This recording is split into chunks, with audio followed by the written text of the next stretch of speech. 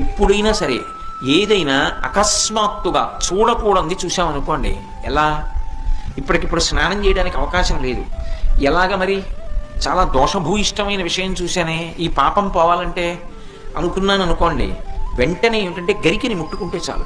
తీవ్రమైనటువంటి పీడకలు వచ్చిందనుకోండి, ఆ పీడకల పరిహారం అవ్వాలనుకోండి, ఏ అభిషేకమో చేయించుకోవాలి. శక్తి లేదనుకోండి, మీరు అన్ని పూజలు చేయించుకున్నట్టే.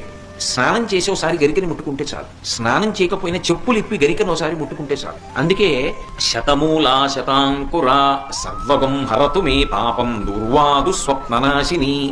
ఓ శతమూలా శతాంకురా, నువ్వు అనేకమైన వేర్లతో ముందుకెడుతుంటావు, అటువంటి అంకురా నిన్ను ముట్టుకుంటున్నాను. దీనివల్ల ఏమవుతోంది? సర్వగం హరతు మే పాపం, నా పాపములన్నీ పోతున్నాయి. దుస్వప్ననాశిని, దుస్వప్నములు పీడకల యొక్క ఫలితము పోతోంది. అటువంటి గరిక విఘ్నేశ్వరుడి పాదముల మీద వేసి తీసి కళ్ళకద్దుకుని తల మీద పెట్టుకున్నారనుకోండి, విఘ్నములనన్నిటినీ కూడా తీసేస్తాడు.